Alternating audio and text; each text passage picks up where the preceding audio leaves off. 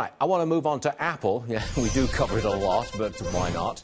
The company's developer conference is next week. Gene Munster's with us, Loup Ventures Managing Director. All right, now, I know you're still a bull on Apple, but I want you to look forward to next week because I am told they're going to do something with Siri, redesign Siri. Is that correct? That's correct. And Stuart, maybe before we jump into what's going to happen next week, I just want to put some quick context about the importance of the developer conference. Every major tech company does this. Apple tends to be the largest of all the developer conferences, 8,000, but they need to give these developers tools to build more compelling applications to really bring their devices to life. So that's why this is important. But you're exactly right. Siri improvement is one of the areas that you're going to hear from. Many of you may be frustrated with Siri. We test Siri. She gets it right about 56% of the time, but that needs to move up. So we think that they're going to do some things to improve Siri. And if I can quickly add, the other things that to expect next week is they're going to make their artificial intelligence easier for developers to just cut and paste that into their applications.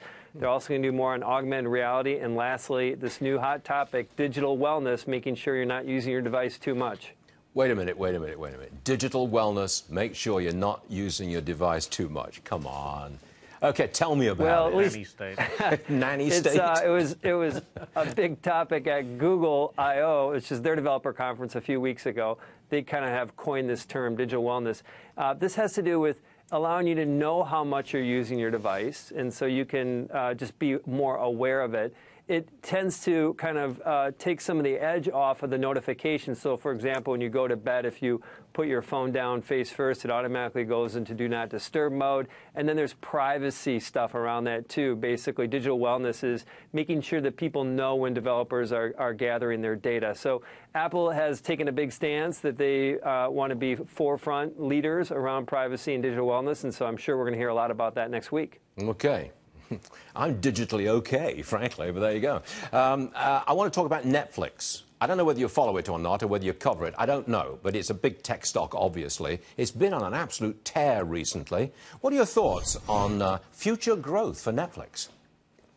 So we do cover this one. It's up 80%, as you said, in the last 6 months. So that is pretty much the definition of a tear. And the simple reason is the growth is staggering. So it's just now surpassed Disney's market cap. The reason, last quarter, Disney grew at 9%, and Netflix grew at 40%. Compare that to Netflix growth a few years ago. In 2015, it was 23%. This crazy acceleration of growth, while other media companies are having less impressive growth, and that's why you get this big swing.